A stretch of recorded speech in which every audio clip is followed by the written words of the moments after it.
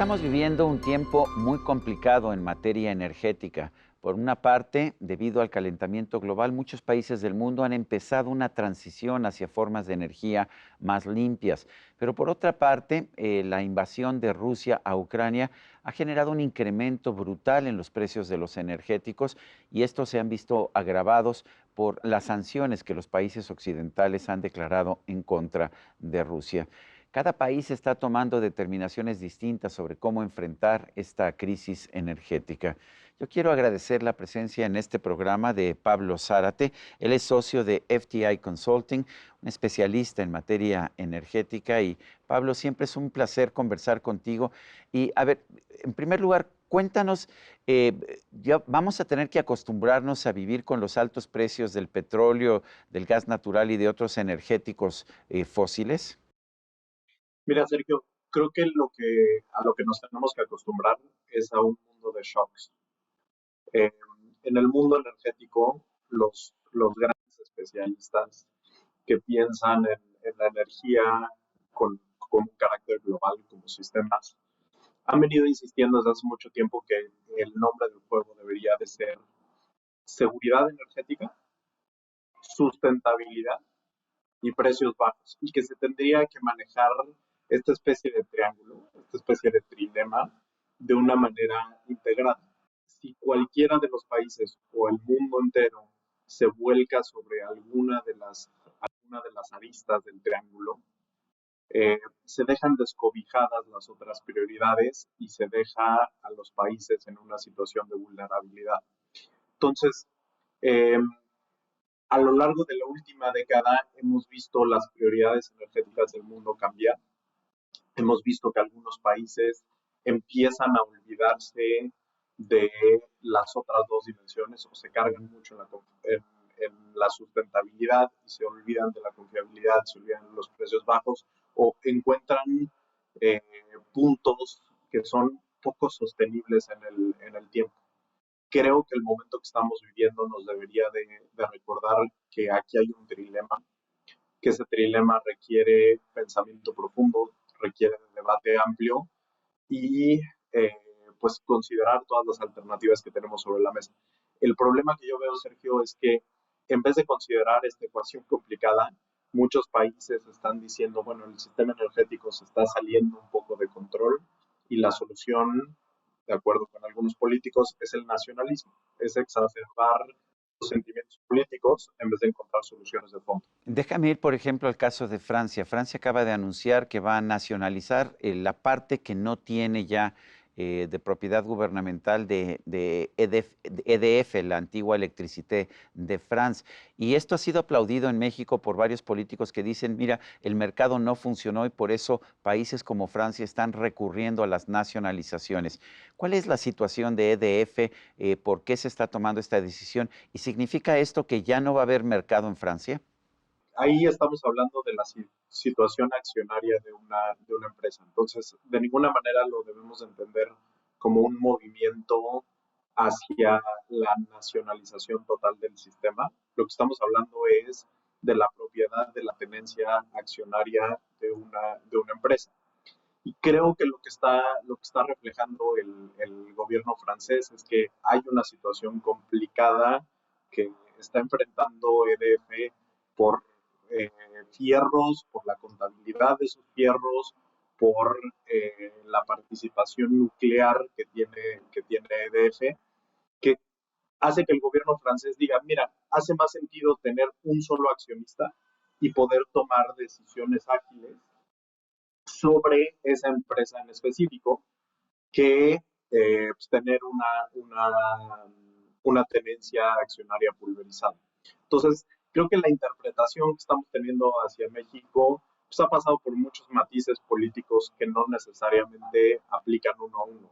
Aquí, si quisiéramos hacer el símil, sería como si la CFE efectivamente se hubiera privatizado, como si hubiera inversionistas que tuvieran acciones de CFE y el gobierno buscara recomprar esas acciones de CFE. Entonces, creo que los casos no son comparables entre sí.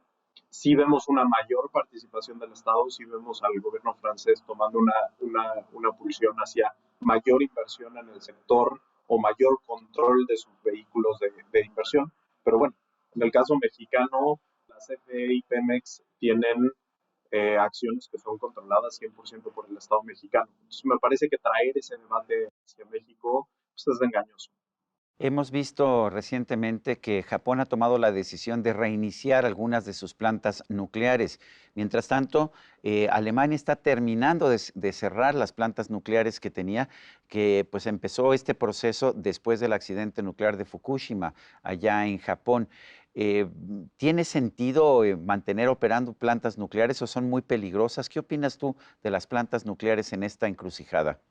Ya, Sergio, hasta hace no tanto tiempo teníamos muy claro un principio en el sector energético mundial. La clave es la diversificación, la clave es tener alternativas, la clave es poder atender estos shocks teniendo distintas tecnologías con distintos precios, con distintos costos variables, con distintas características a la mano. Los críticos del modelo alemán de Energy Wende apuntan a que en esta búsqueda de sustentabilidad a cualquier costo, pues el gobierno alemán dejó de lado la confiabilidad y la asequibilidad, o sea, la capacidad de los alemanes de tener acceso a energía a bajos costos. Alemania además fue un absoluto pionero en el despliegue a tan gran escala de recursos renovables. Entonces le tocó, digamos, eh, no subsidiar, pero sí cubrir una parte de los costos del desarrollo tecnológico mucho más grandes. Y el mundo le debe a Alemania, de alguna manera, que los costos en, eh, en energías renovables hayan colapsado y que hoy pueda ser perfectamente competitivo con el gas o con otras tecnologías. Pero el gran aprendizaje que tenemos del caso alemán es que es costoso apostarle a una sola alternativa. Los mexicanos tenemos el dicho de no pongas los huevos, todos los huevos en una canasta, y me parece que es bastante sabio en el caso energético. Hay que pensar esto como un portafolio que hay que mantener diversificado y que hay que tener muy claro los distintos riesgos y el nivel de exposición que tenemos a las distintas tecnologías. Pablo, cuéntanos de esta comparación que se hace con tanta frecuencia en círculos políticos mexicanos entre la situación en España y la situación en México. Los precios de la electricidad han subido a niveles históricos en España, en parte por la subida en los precios del gas, y en cambio en México nos dicen se mantienen precios relativamente bajos por la intervención del gobierno que está claramente subsidiando los precios de la electricidad. ¿Qué opinas y qué debemos pensar de esta comparación entre México y España? Mira, Sergio, el mercado mexicano es uno de los mercados menos transparentes respecto a precios y eso hay que tenerlo en cuenta. Los mexicanos no solo pagamos la luz con el pago de nuestros recibos, los mexicanos pagamos nuestra luz también con nuestros impuestos y eso es bien importante tenerlo en mente. Cuando el gobierno sostiene que el modelo mexicano es extraordinario porque los precios no están subiendo, lo que está diciendo es, le estoy cargando al contribuyente y el contribuyente está artificialmente manteniendo bajo el precio de la luz para las casas. Eh, la CFE tiene una dependencia importante respecto al gas natural, tiene una dependencia importante respecto a otras energías, otros combustibles fósiles, y por supuesto que si los precios de los energéticos están subiendo a nivel global, el precio de producir, el precio de generar la luz de los mexicanos se está yendo para arriba eh, de manera muy dramática. Quizás no tanto como el caso español, porque aquí sí tenemos acceso al gas de Estados Unidos y no estamos tan presionados en el suministro, pero por supuesto que los precios han incrementado de manera significativa.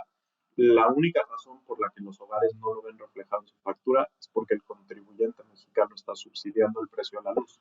Y ahí yo creo que hay un punto bien importante que hacer, que es eh, no nos pueden confundir con eso. Hay una discusión de si es apropiado subsidiar los energéticos o no. Lo que no puedes hacer es pensar que es porque la CFE existe que los precios de la luz no están subiendo. Hoy está demostradísimo que los privados están ofreciendo alternativas que son de mucho menor costo de generación y implicaría mucho menos subsidios. Dice el gobierno y dice la CFE que los privados dan precios menores porque están siendo subsidiados por la CFE, particularmente por los costos de transmisión. ¿Eso es cierto? Mira, Sergio, si ves los detalles contables de CFE, si ves la cuenta pública que publica la Secretaría de Hacienda, Crédito Público cada año, te das cuenta que CFE está teniendo ganancias francamente leoninas en el manejo de la red de transmisión y en el manejo de la red de distribución eléctrica del país. Es extraordinario. Estamos hablando de ganancias que año con año van entre 20 y 45% por tener, eh, por, por tener esta red a su cargo. Esto es un monopolio, así está establecido en la Constitución, que la CFE está aprovechando de manera, de nuevo, francamente leonina. Después lo esconden con subsidios cruzados que tienen entre las distintas subsidiarias, lo cual es cuestionable desde la perspectiva legal, pero si tú haces un análisis profundo de la cantidad de ingresos que tiene la CFE por transmisión y distribución, te das cuenta que realmente no le pierden. Están teniendo ganancias extraordinariamente grandes y eso creo que derrota el argumento de la CFE. No es pobrecita CFE que está manejando los fierros de los mexicanos y está como Atlas cargando el sistema eléctrico nacional. Es pobrecitos de los mexicanos que nos están cobrando de una manera poco transparente eh, cosas francamente leoninas en nuestro recibo de luz. Nada más que como no está desglosado así, no lo vemos y no nos damos cuenta, pero es este sentido de caja negra que hay en la contabilidad de la CFE y en la tarifa de los mexicanos que la CFE aprovecha. Pero si los mexicanos pudiéramos ver lo que nos cuesta tener la CFE y cómo cambiarían los costos con una empresa mejor manejada que no se aproveche de estos recovecos contables, realmente creo que sería imposible que sigamos argumentando que la CFE le está generando beneficios al país. Pablo Zárate, socio de FTI Consulting, gracias por ayudarnos a entender este momento en el mercado internacional de energía. Y a usted que al vernos y escucharnos hace posible este programa, se lo agradezco también. Esto es todo por hoy, pero no se le olvide. Nos vemos la próxima.